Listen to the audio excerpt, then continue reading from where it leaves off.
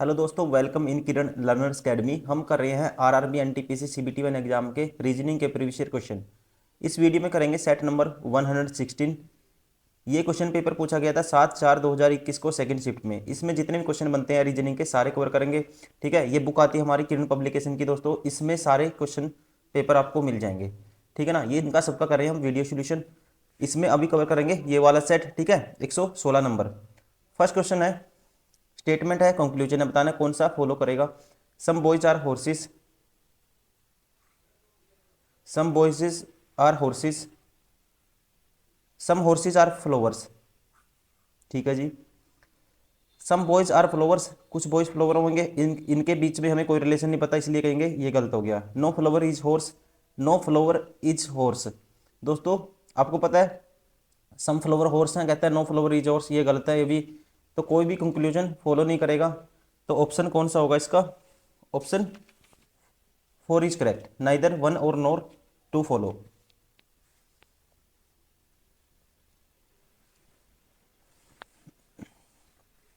Question number 2,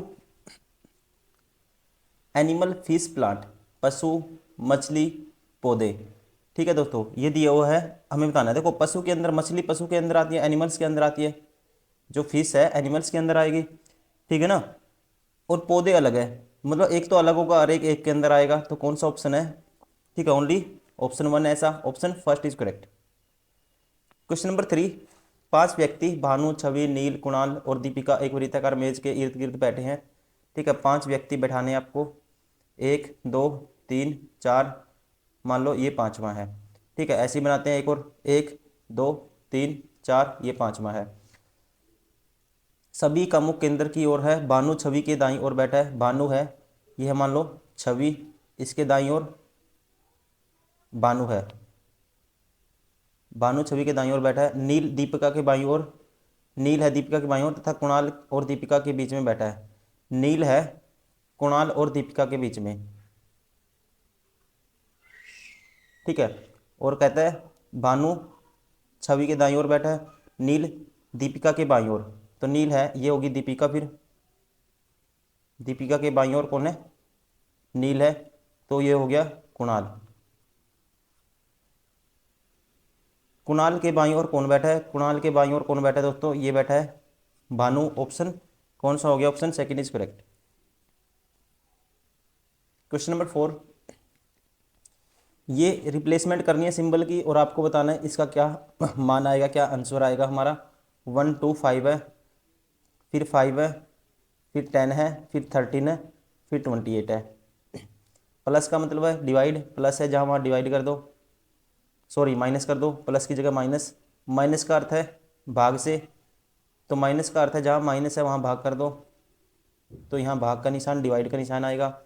ठीक है, और भाग का अर्थ है गुना, जहाँ भाग है वहाँ गुना कर दो दोस्तों। और गुना का अर्थ है प्लस, तो जहाँ गुना है वहाँ प्लस कर दो। अब सोल्व करो इसको, 25 पंजे 125 होता है, प्लस 10 गुना 13 130 आएगा, माइनस 28। 130 माइनस 28 कितना बचेगा? 102। और 125 ऐड करोगे क्या आएगा? 127 आएगा। Option 4 is correct.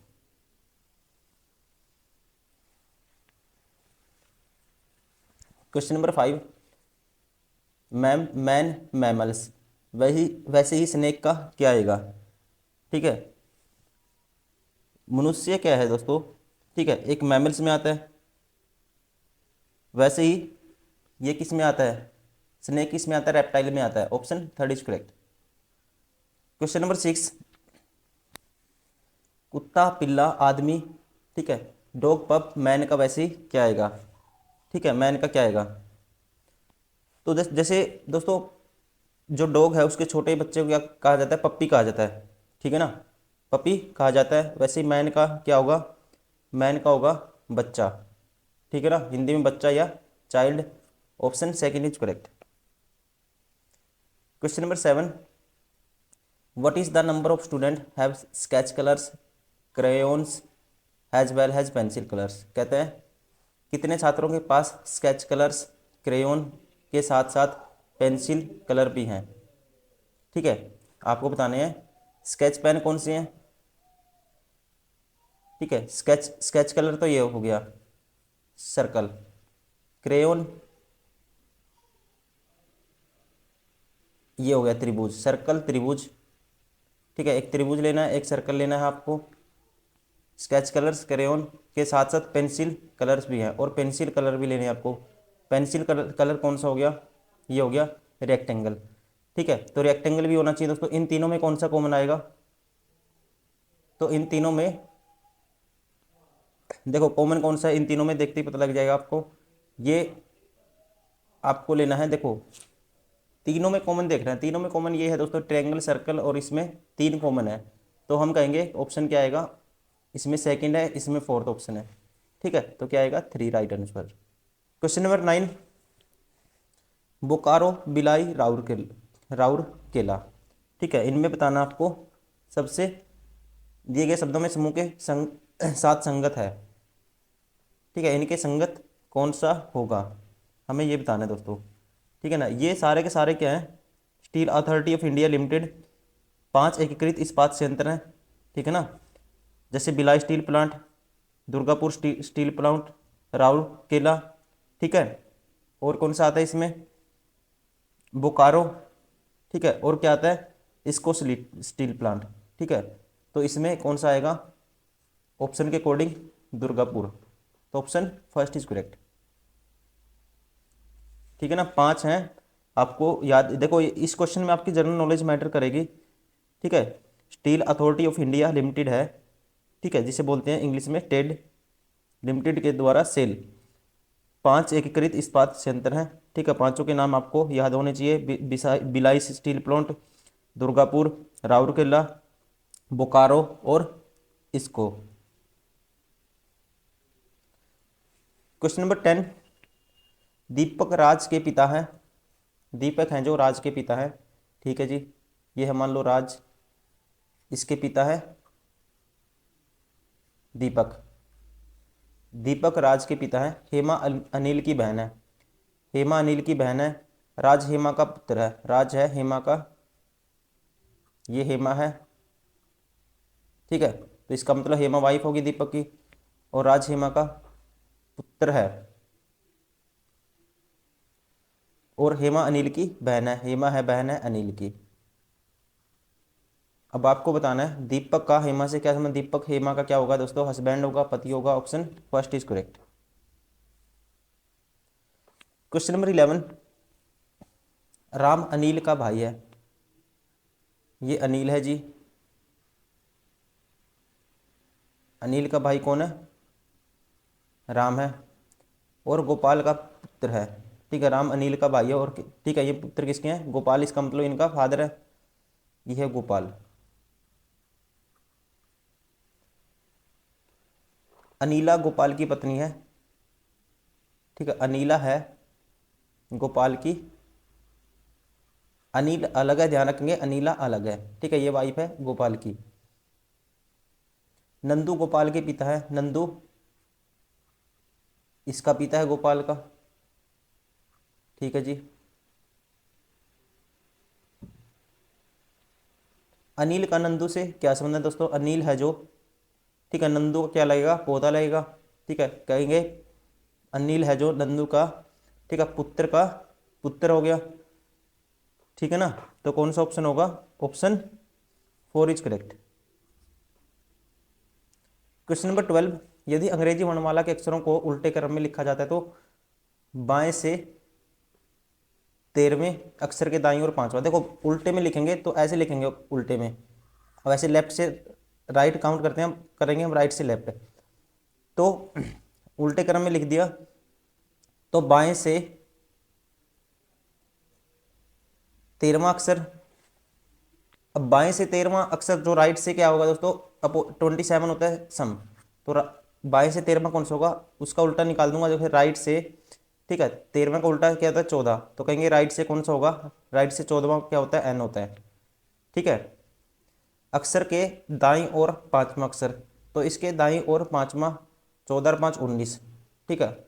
19 बताना है राइट साइड से, 19 का मतलब 8 और 1 9, तो 9 पे कौन सा होगा, आई होगा, ठीक है ना। देखो कैसे करते हैं, देखो इसने ऐसे लिख दिया था A B C D, ठीक है, ऐसे करते करते कहाँ तक गया ये, जेड तक।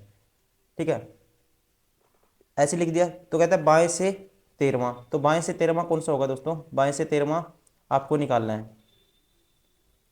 तो बाएं से 13वां निकालने के लिए अब टोटल 27 होता है सब, 27 में से माइनस कर दूंगा, तो इसका मतलब ये हो गया n हो गया, ये राइट से 14वां हो गया।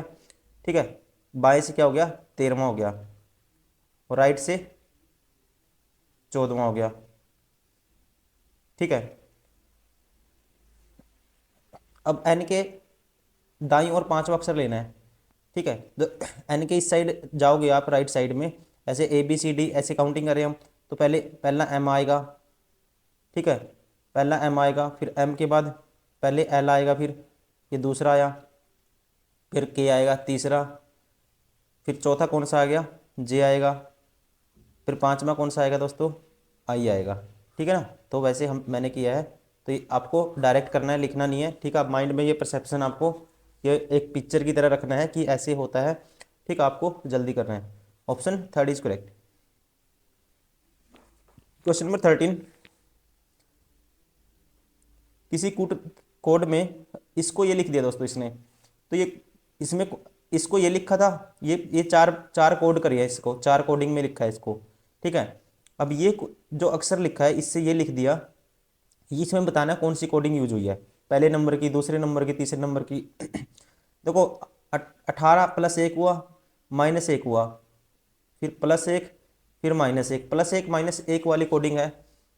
ठीक है, प्लस 1 माइनस 1 वाली कोडिंग है, तो प्लस 1 फिर माइनस 1, तो कौन सा कोड है, दूसरा है ये। ठीक है, अब इसको लिखोगे ना, कॉर्पोरेशन को प्लस 1 करोगे तो डी आएगा, माइनस 1 करोगे एन आएगा, तो ये वाली कोडिंग यूज करिए, कह सकता हूँ मैं कोड 2 यूज किया है। ऑप्शन कौन से में है, 4 में है, option 4 is correct. Question number 14, some P R Q, कुछ पी क्यू है, नो क्यू इज आर, कोई भी क्यू आर नहीं है। ठीक है जी, नो पी इज आर हम नहीं कह सकते दोस्तों, पी और आर का हमें रिलेशन नहीं पता। सम पी आर नोट आर, कहता है सम पी, कुछ पी आर नहीं है, ये कहेंगे दोस्तों क्योंकि जो सम पी क्यू है ये सम वाला एरिया, ये तो क्यू में आते हैं, जो पी वो तो आर नहीं है, दूसरा ठीक हो गया। ठीक है, दूसरा क्या हो गया, सही हो गया।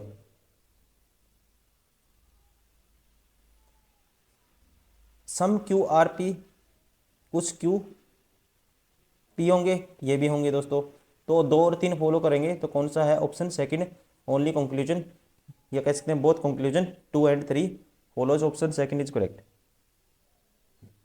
क्वेश्चन नंबर 15, निम्नलिखित में से इसको इंग्लिश डिक्शनरी के अकॉर्डिंग लिखना है, उसमें अरेंज करना आपको, और बताना है कि कौन सा ऑर्डर बनेगा। ठीक है, ऐसे क्वेश्चन को आपको करना ऑप्शन से, पहले 3 और 5 में देखो कौन आएगा। ठीक है, तो पहले 3 आएगा, आपको पता है टी एन से पहले आता है, चौथे नंबर पे इसमें टी है, इसमें एन है, तो 3 पहले आएगा दोस्तों, तो ये ऑप्शन 3 और 4 12 हो गए। अब 4 और 1 में देख लो कौन पहले आएगा। ठीक है, तो 4 और 1 में देखो एस सी है, फिर इसमें एच आया, तो इसमें ई आया, तो ई पहले आता है एच से, तो पहले फिर 1 आएगा पहले 4 से पहले, तो ये ऑप्शन 1 भी बार हो गया, option second is correct. Question number 16, अलग बताना है, मध्य प्रदेश वैसे ही राजस्थान का क्या आएगा दोस्तों। ठीक है, अब भोपाल क्या है, मध्य प्रदेश की राजधानी है, और जयपुर किसकी राजधानी है, राजस्थान की, ऑप्शन फर्स्ट इज करेक्ट। किसी कुट भाषा में इसको ये लिख दिया इसने, देखो इसका अपोजिट पी का 11 होता है, इसका 5 का 22 होता है। ठीक है, टी का 7 होता है, अपोजिट लिख दिया इसने, तो ऐसे अपोजिट हम लिख देंगे यू का 21, और ये यू का अपोजिट कितना होता है, 21 और 6 27 होता है, अपोजिट के लिए सम 27 होना चाहिए, तो पहले 6 आएगा, सब में है। फिर एन का अपोजिट 13 होता है। ठीक है, तो 13 आएगा सेकंड नंबर पे, ऑप्शन 4 बार हो गया, सेकंड भी बार हो गया। चौथा चेक करूंगा, 22, 5 का अपोजिट 22 होता है। ठीक है, तो चौथे नंबर पे 22 आएगा, इसमें 5 है, पहला भी बार हो गया, option third is correct. Question number 18, असंगत बताना आपको अलग कौन सा है। 14 -3 हुआ यहाँ पे।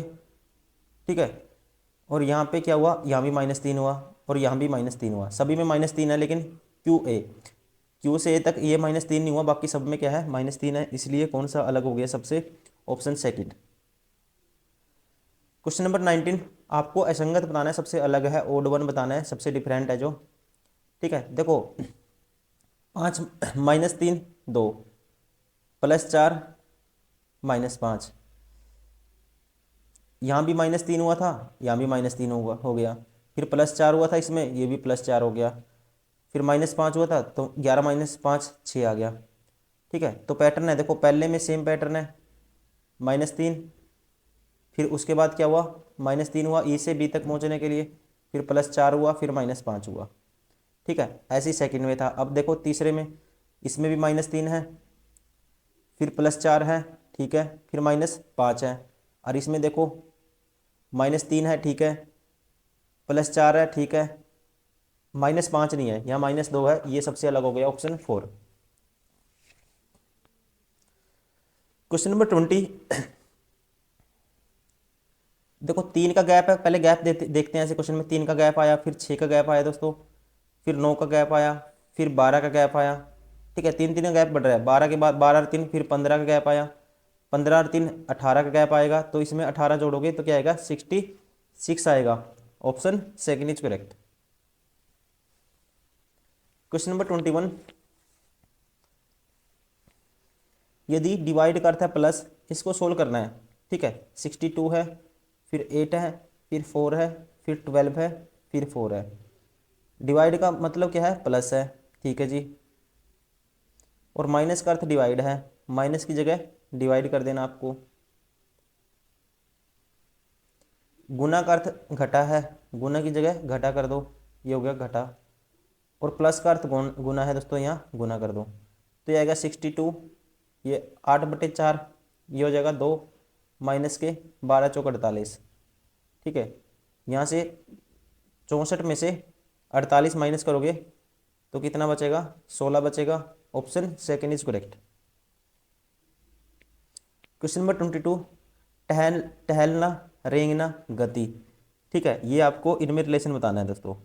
ठीक है, देखो मोशन में क्या क्या आएगा, मोमेंट में आपको पता है, मोमेंट में वॉक और क्रोल दोनों आएंगे, गति में। ठीक है, या मोमेंट में टहलना भी आएगा, रेंगना भी आएगा, दोनों इसकी पार्ट है। ठीक है, किसके, मोमेंट के। लेकिन टहलना अलग है, रेंगना अलग होता है। ठीक है, तो मतलब एक के अंदर दोनों आएंगे और दोनों अलग अलग होंगे। कौन सा है, option first is correct. Question number 23, आधार और पेन बहने हैं। आधार और आधार और पेन क्या है, बहने हैं। ठीक है जी, जिनकी माँ संसद है, इनकी माँ क्या है, संसद है, तो इनका कोई पिता भी होगा फिर। ठीक है, आगे देखते हैं। धन, धन के 2 22 सिक्के और नोट हैं।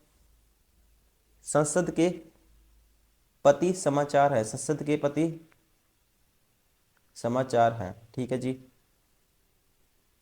धन के पिता भी हैं, संसद के पति समाचार हैं, और ये क्या है, धन के पिता भी हैं। ठीक है, तो ये धन के पिता भी है, तो धन इनका भाई होगा, मतलब पेन, आधार और पेन का। अब आपको बताना, धन के 2 भाई सिक्के और नोट हैं। धन के 2 भाई क्या है, सिक्के, ये भी भाई है, और ऐसे ही नोट भी भाई है आपस में, ये सारे आपस में भाई है। तो पेन का धन से क्या रिलेशन है दोस्तों, पेन का धन से क्या रिलेशन है, तो ये क्या होगी, इसकी बहन होगी, कहेंगे option first is correct. Question number 24, सामने खड़े एक व्यक्ति की ओर इशारा करते हुए मोहन ने कहा। ठीक है, कहता है सामने खड़े एक व्यक्ति को इशारा करते हुए मोहन ने कहा, वह मेरी माँ, ये मोहन है मान लो।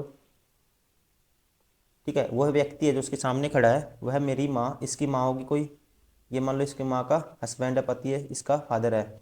वह मेरी माँ की पुत्री का पिता है। ठीक है, माँ की पुत्री का पिता मतलब इसकी बहन का पिता, इसका फादर हो गया ये।